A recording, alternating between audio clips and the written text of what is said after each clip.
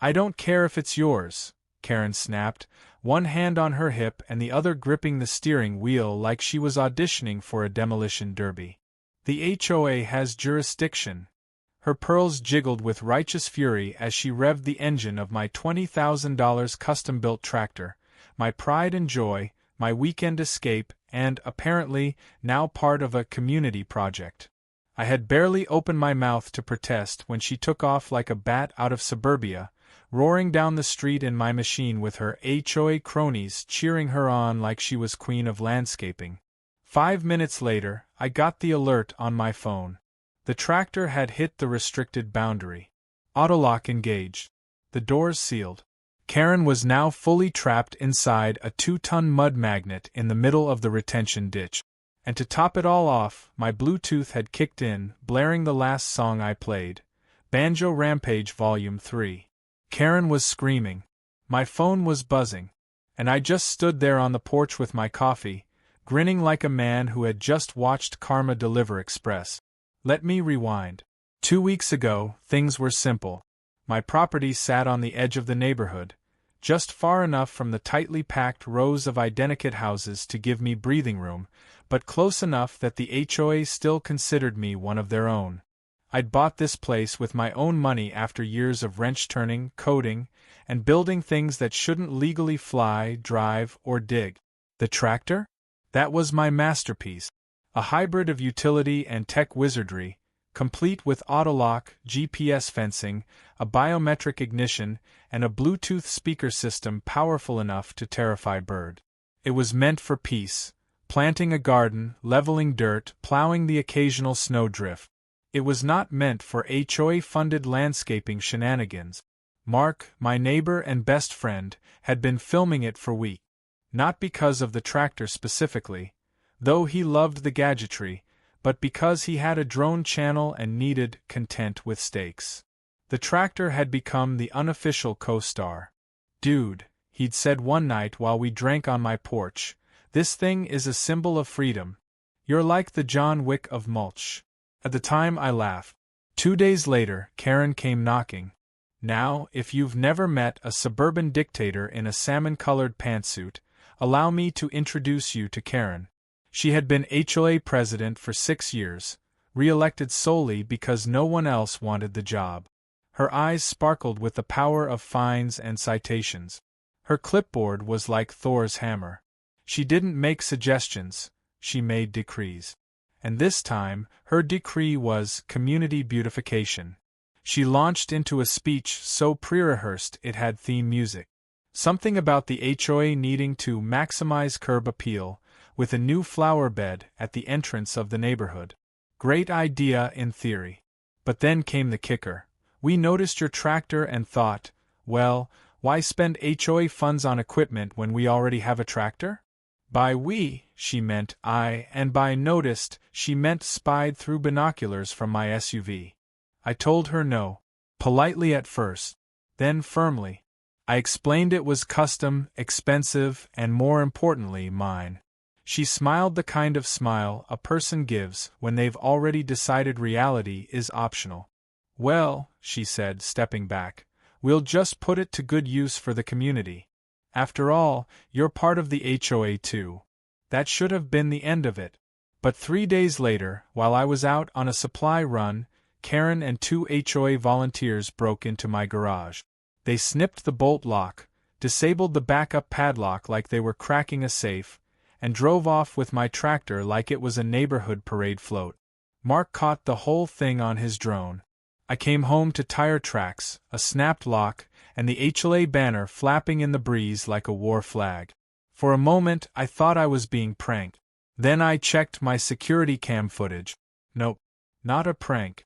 Just full-blown tractor theft. That's when the alert hit my phone.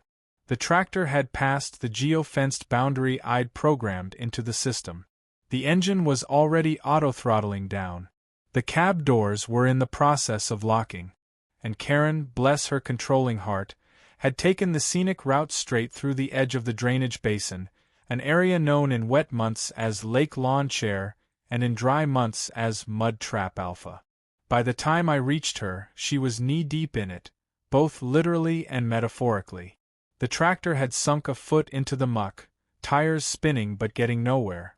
The engine had shut down.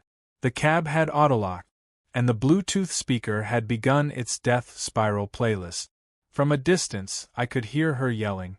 At first, it was words, then screeches, then primal wails. People had started to gather. HOA members, neighbors, even a couple of joggers slowed down just to enjoy the show. One kid was recording it on a phone while his dad muttered, "Worth every bit of the HOA fees this month."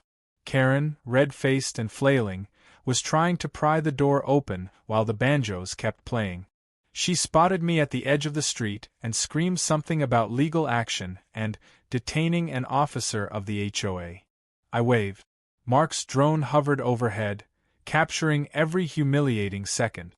Eventually, she managed to call 911, screeching about being imprisoned by rogue technology and property sabotage.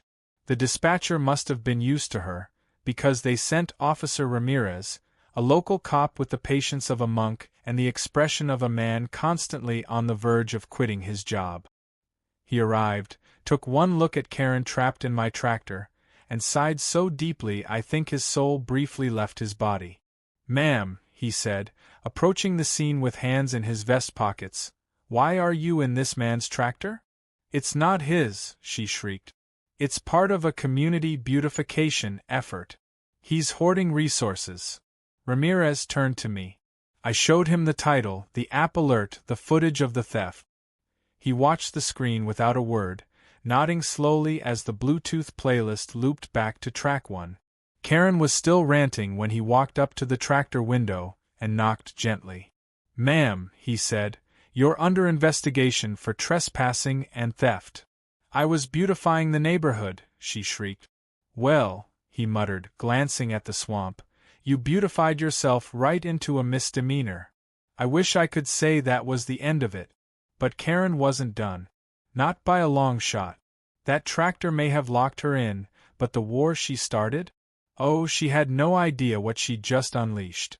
Karen had the audacity to show up the next day like nothing had happened. Clad in a freshly pressed blazer, clipboard under one arm, and the same smug expression she wore when issuing HOA fines for mailboxes being a shade too beige, she marched up to my porch and rang the bell with surgical precision.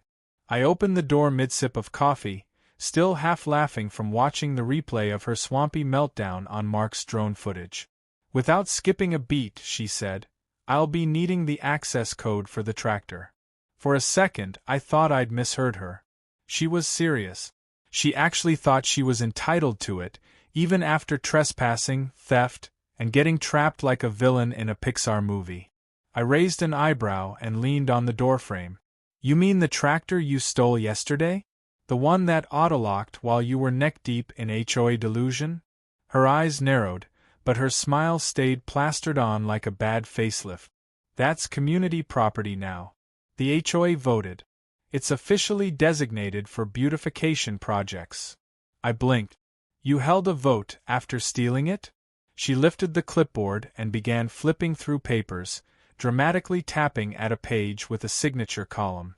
Article 12C allows for emergency usage of community asset. It was an emergency. Our curb appeal was in danger. She looked me dead in the eye, as if that explanation somehow justified grand theft tractor.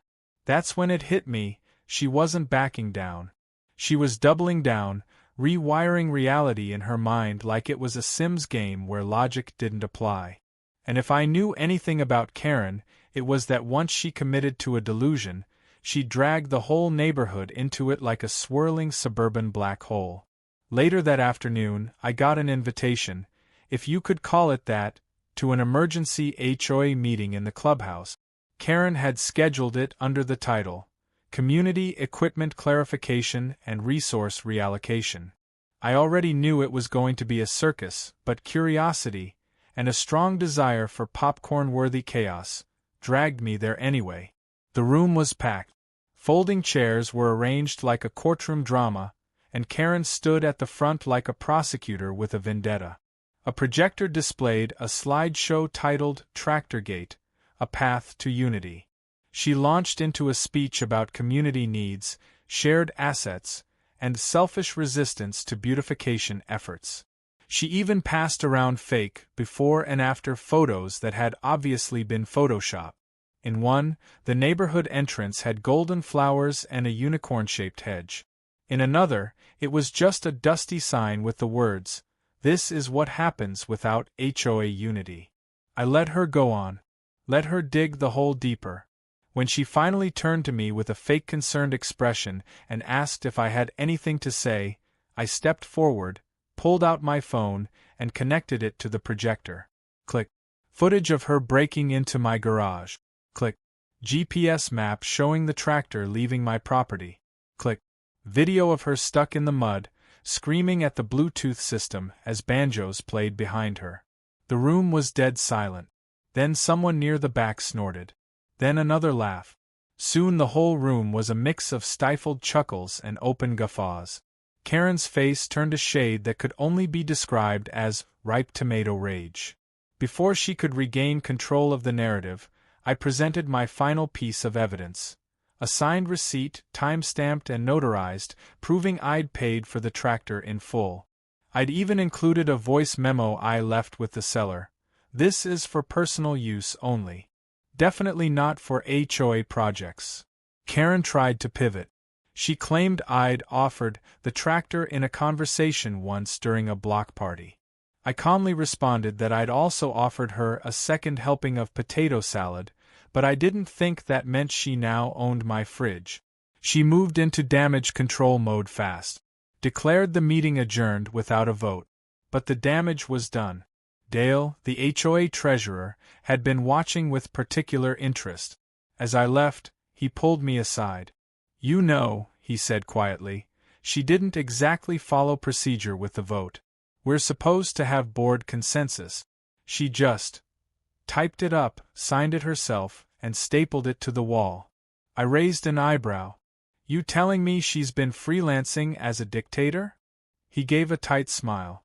"Let's just say this isn't her first creative interpretation of the rules." Later that night, I walked out to find my property adorned with a massive banner. It stretched across the side of the garage, held up by zip ties and too much confidence.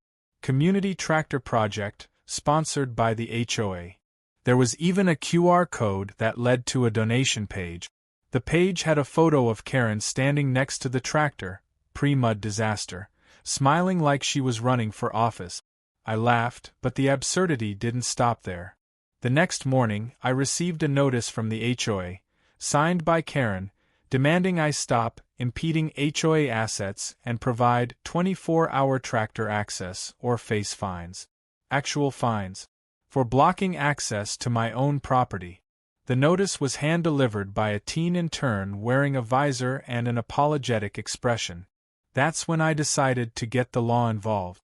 Officer Ramirez, still nursing PTSD from the swamp incident, was surprisingly sympathetic. I showed him the new banner, the donation page, and the fine notice. He rubbed his temples the whole time. "You're telling me she stole your tractor, got locked inside it, publicly embarrassed herself, and now wants to fine you?" "Pretty much." He muttered something about needing a raise and agreed to open an investigation. Meanwhile, I filed a formal counterclaim: civil theft, property damage, and unauthorized entry. My insurance had denied the claim since it was technically neighborly misuse, whatever that meant, but that just gave me more reason to push back. Then Karen went too far.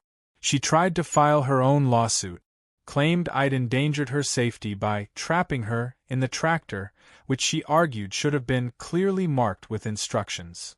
Her lawyer, a guy who looked like he'd been paid in expired coupons, submitted a document stating she believed she was using shared equipment under community good faith.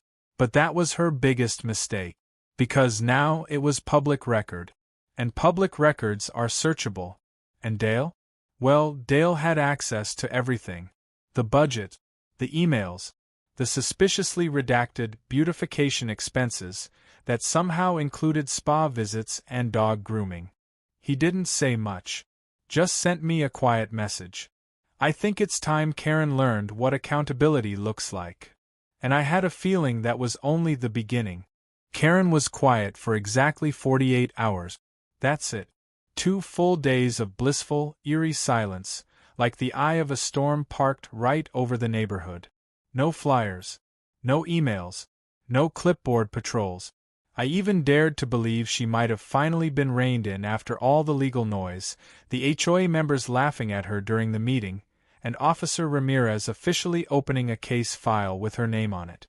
But of course, that wasn't the end. Karen doesn't back down. She reloads. On day 3, I heard the sound of shovels and shouting from the direction of the retention ditch. I stepped outside and saw her leading a ragtag group of HOA volunteers, all 3 of them, down toward the sunken tractor. She'd clearly bribed them with promises or empty threat. One guy was in a suit, sweating bullets as he tried to dig with a rusty garden spade. Another was just leaning on a rake, looking like he regretted every life choice that brought him to this moment. The third, a teen who probably thought this counted as volunteer hours, was filming the whole thing on his phone. Karen stood in the center of the chaos, barking orders like a general. She had a whistle around her neck and a stack of laminated safety instructions under one arm. They were trying to dig the tractor out of the mud. With shovels. No machinery, no plan, just brute force and a Pinterest-level belief in positive thinking. The tractor, of course, hadn't moved an inch.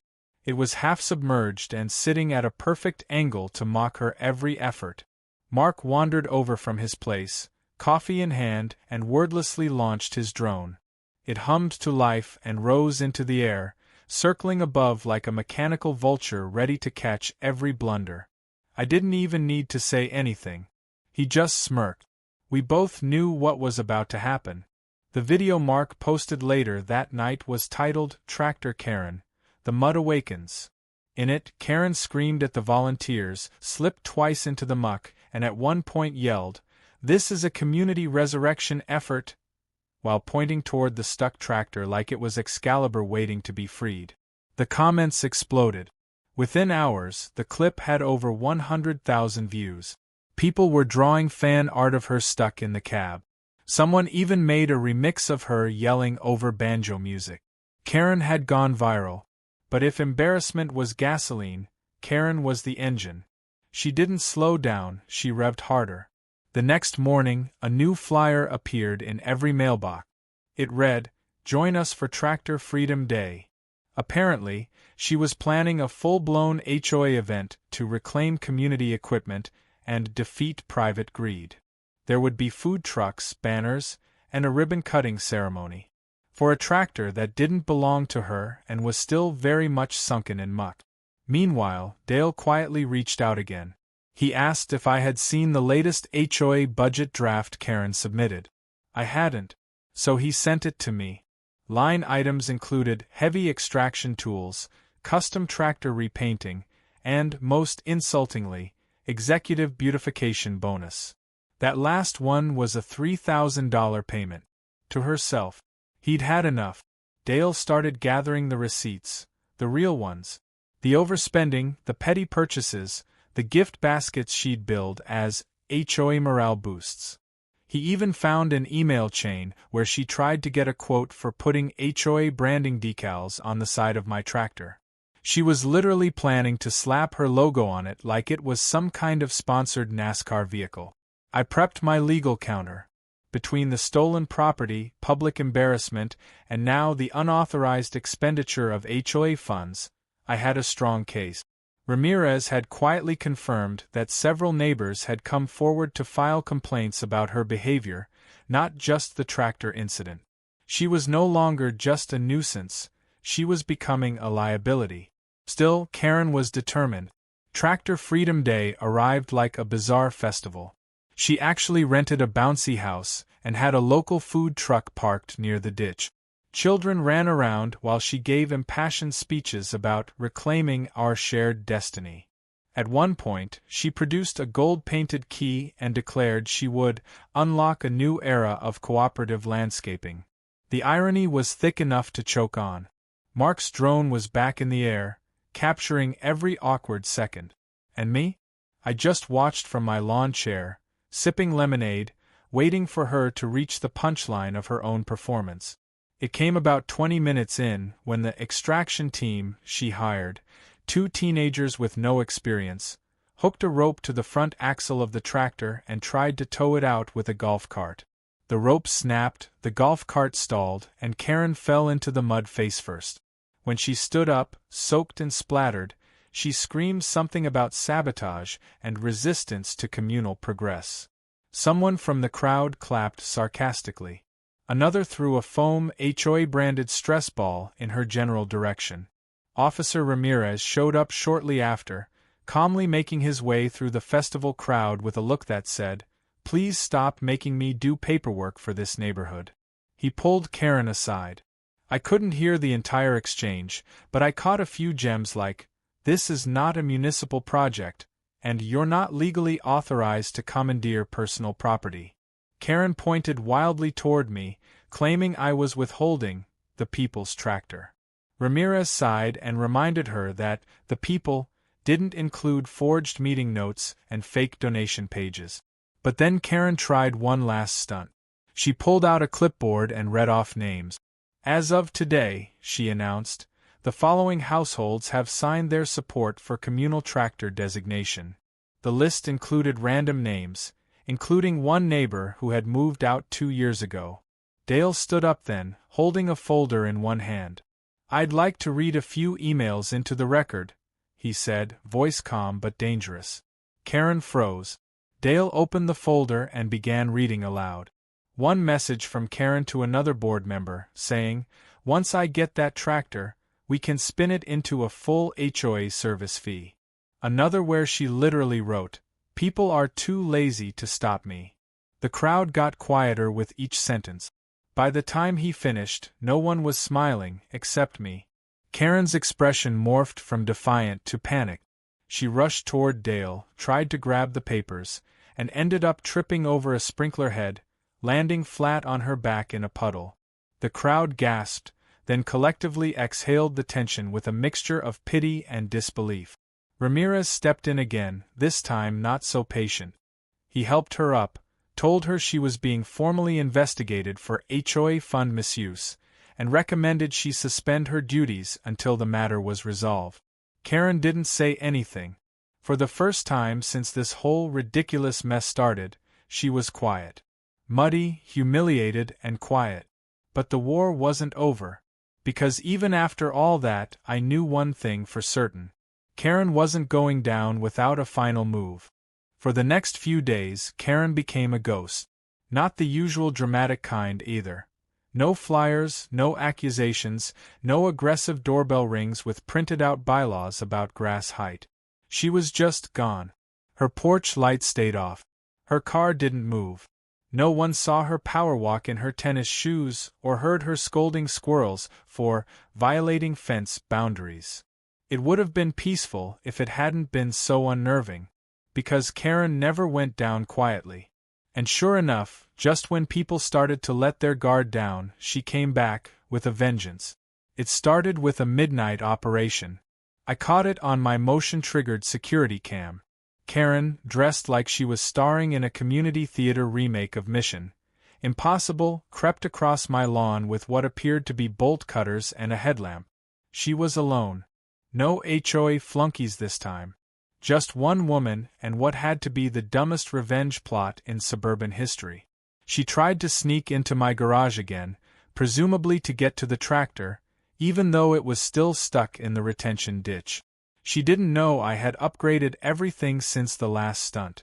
The lock was now biometric, the doors reinforced, and the moment her hand touched the handle, a shrill alarm went off that lit up the yard like a UFO landing. She bolted, arms flailing, and tripped over my hose reel. I watched live from my phone inside the house, sipping tea as she scrambled to her feet and sprinted off into the darkness. The next morning, she filed a noise complaint against me. That was the first of many moves. Karen, realizing she couldn't win by brute force anymore, shifted tactics. She tried legal threats again, sending a cease and desist letter accusing me of emotional manipulation of the HOA board and unlawful ownership of communal equipment. Her latest attorney was even worse than the coupon guy. This one spelled my name wrong 3 times and referred to the tractor as the communal implement. I laughed, handed it to Ramirez, and went back to mowing my lawn with a push mower, just for the extra irony. But things escalated fast. Karen called for a special HOA session, not at the clubhouse this time, but in her own backyard. Apparently, she had created a provisional HOA splinter committee, which sounded made up because it was. I got an invite. I declined. Dale went, though. He came back with stories that made my jaw drop. According to him, Karen had created a fake subboard, declared herself the acting executive director, and claimed the original HOA was infiltrated by private interest forces. She handed out laminated badges. She tried to instate a loyalty oath. Dale only stuck around because he was secretly recording the whole thing, feeding it to Ramirez and the auditors now investigating her handling of funds. And then came her masterstroke, or what she clearly thought was one. One morning I woke up to find a fresh citation taped to my front door. Not a real one. A Karen special. It was hand-typed in Comic Sans, marked with an unofficial HOA logo she'd clearly designed in Microsoft Paint, and accused me of community negligence, resource hoarding, and cyber harassment by way of drone surveillance. At the bottom was a fine, $3,750, due within 5 days. I almost choked on my breakfast. That was the final straw. I wasn't going to keep playing defense. It was time for a full counterstrike. With Dale's help, I compiled everything. The false citations, the unauthorized use of HOA funds, the security footage, the emails showing premeditated attempts to claim my property. Mark contributed too, cutting together a clean timeline of the entire debacle, complete with timestamps, audio from the meetings, and even a side-by-side of the original HOA bylaws versus Karen's forged ones. We delivered it all, neatly packaged, to the county mediator and the HOA oversight committee. They scheduled a formal hearing. Karen, in classic fashion, arrived with flair. She walked into the small municipal hearing room in a white pantsuit and matching hat, holding a folder stuffed with what she claimed were character affidavits. Most were just printouts of her own quotes stapled to coloring paper. I sat at the opposite table with Dale, Ramirez, and Mark, who filmed from the back with the committee's permission. The presiding official, a no-nonsense woman named Judge Tran, read the case summary out loud. Karen kept trying to interrupt until Judge Tran banged her gavel and told her she'd lose speaking privileges. What followed was pure, uninterrupted chaos. Karen tried to argue that my tractor had been emitted into the community ecosystem by virtue of existing within HOA boundaries. Judge Tran looked like she wanted to throw her chair. Then Karen blamed me for her mud incident, claiming the tractor's psychological locking features induced panic. She tried to submit screenshots from a tractor manufacturer's unrelated FAQ page. They were for a lawnmower. It wasn't even the same brand. I presented the receipt, the ownership documents, the software logs showing the geofence activation, the surveillance videos. Dale read from the financial records, line by line, each one painting Karen deeper into the corner. When he got to the beautification bonus entry, the room went dead silent. Karen stood up, shouted something about deep state interference, and knocked over a pitcher of water. Judge Tran didn't even blink. She calmly wiped her notes, straightened her glasses, and delivered the verdict. Karen was to be removed from her HOA position, effective immediately. All pending fines and citations issued by her were voided. She was barred from accessing or managing HOA funds, and pending the results of the county audit, she might be personally liable for repayment of all misused monies. Lastly, she was legally ordered to stay off my property and my tractor. Karen's jaw dropped. She looked around as if expecting applause, backup, anything. But even her most loyal follower, the rake-holding guy, was now pretending to look at a spider on the ceiling. Mark whispered, "Well, that's the end of the tractor queen." But it wasn't quite. Because as part of the ruling, I was granted the right to file a lien against HOA property to cover the damages to my tractor and legal expenses. And you better believe I took full advantage of that. The asset I seized? Their beloved HOA gazebo. Karen's favorite meeting spot. Her crown jewel. The place where she used to issue citations while sipping sparkling water from a gold-rimmed cup. Dale helped me hire a crew. Within 48 hours, the gazebo was disassembled, relocated, and rebuilt, right in the center of my property. It was now my official tractor lounge. I even hung a plaque that read, "In loving memory of HOA sanity." Karen saw it the next morning. She stopped her car, got out, stared at the gazebo for a full minute, then got back in and drove off without saying a word. It was the quietest drive-by in HOA history. For a while, everything went calm.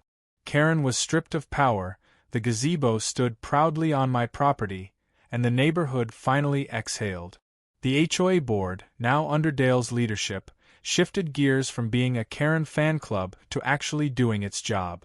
They repealed a bunch of pointless rules, threw out all of Karen's citations, and even held a community barbecue to apologize for the months of madness. It was a strange sensation, eating burgers next to people who had once reported my mailbox for being unwelcoming, but oddly satisfying. Peace had returned, and for once, it looked like it might stick.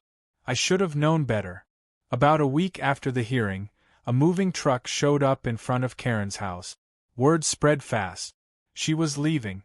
Apparently, after the court ruling, the fines, and the community's complete rejection of her self-appointed empire, she'd decided to pack up and move to a different HOA, one that didn't know her history. Or maybe she was counting on a fresh start somewhere that hadn't seen her get publicly dunked on by a banjo-blasting tractor. Neighbors came out to watch, some with lawn chairs, a few with beers. It was like a parade in reverse. One guy across the street clapped every time a box came out the door. Karen, still holding onto a shred of pride, ignored everyone and kept her chin high. But she couldn't hide the fact that her kingdom had fallen. Her power had turned to vapor, and as she climbed into her car and slammed the door, she didn't even look back. But the damage she'd done left a mark. Dale spent weeks going through the financials, trying to clean up the mess. The HOA's budget was still recovering from Karen's unauthorized spending. We discovered she had purchased promotional items with HOA money, branded pens, fridge magnets, even stress balls shaped like mini lawnmowers.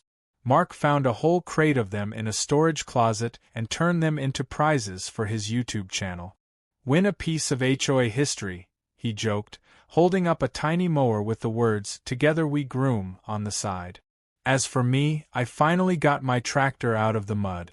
With Dale's help and a rented tow rig, we hauled it back onto solid ground. It needed repairs, of course, nothing major, but enough to sting. The custom locking system had done its job, and the structural frame held up, but the undercarriage needed work, and one of the sensors had shorted out thanks to Karen's marshland detour. Still, as I cleaned the mud off and restored the shine, it felt like justice had been served in the most satisfying way possible. I upgraded the system, too. Reinforced the locks, improved the GPS fencing, and added a voice response system. Now, if anyone unauthorized tries to use it, the tractor politely informs them, "You are not the registered operator. Please step away." "Karen, is that you again?" "Just for fun." "And the gazebo?" Oh, the gazebo became the stuff of legend. I turned it into a relaxation zone, outfitted it with solar lights, a mini fridge, and Bluetooth speakers. On weekends, neighbors would wander over to hang out. We called it the Karen Memorial Pavilion, not officially, of course, but everyone knew. Even Dale would stop by after HOA meetings to unwind and marvel at how different things felt without a dictator at the helm. Then one day a letter arrived. Not from Karen directly, but from a lawyer representing her in a new HOA. Apparently, she was trying to sue me for character defamation and public humiliation, citing Mark's videos as the source of her emotional distress. I laughed for a solid 5 minutes. Then I handed the letter to my own attorney, who sent back a carefully worded response that boiled down to, "Nice try, but no." The lawsuit went nowhere. Karen hadn't counted on the fact that she was in half the videos by choice, shouting nonsense while trespassing on private property. Not to mention the mountain of evidence already submitted in court. The case was dismissed within a week, and I didn't even have to show up. Mark posted an update video titled, "Karen's Comeback Crushed," which instantly went viral. He even made t-shirts featuring a cartoon version of my tractor with the tagline, "Locked, loaded, and mudproof." They sold out in 3 days. Still, even as the dust settled and life returned to normal, I couldn't help but reflect on how bizarre it had all been. All of it started with a woman thinking she could take whatever she wanted in the name of community. That a clipboard and a title gave her the right to override common sense and basic decency. She thought power meant ownership. That she could bully, fake votes, manipulate, and twist reality to her liking. But the truth was, she underestimated everyone around her. She underestimated the law. She underestimated me. And worst of all, she underestimated the tractor. On the anniversary of the incident, Dale and I threw a Freedom from HOA Tyranny celebration in the gazebo. The whole neighborhood showed up. There were balloons, barbecue, and a live bluegrass band. Yes, they played Banjo Rampage Volume 3. We set up a projector and re-watched the original footage of Karen getting stuck in the mud. People laughed all over again, but there was something more than amusement in the air. It was relief. Community. That feeling of finally shaking off the shadow of a petty tyrant and reclaiming your neighborhood. As the sun went down, I stood by the tractor, now polished and purring like new. A couple of kids asked if they could take a picture with it. I said sure. One of them looked up at me and asked, "Is it true the lady got locked inside because it knew she was mean?" I smiled. "Something like that." Dale walked over, holding 2 lemonades. He handed me one and nodded at the crowd. "You know, if we'd known a tractor would bring this neighborhood together, we'd have bought one years ago." "Not this one," I said, grinning. "This one's got history." And with that, we raised our glasses, leaned back in the Karen Memorial Pavilion, and watched as the stars came out, quiet, peaceful, and finally free of chaos. For now. Because in the suburbs, peace is fragile. But as long as that tractor's humming and the gates are locked, I know we'll be ready for whatever comes next.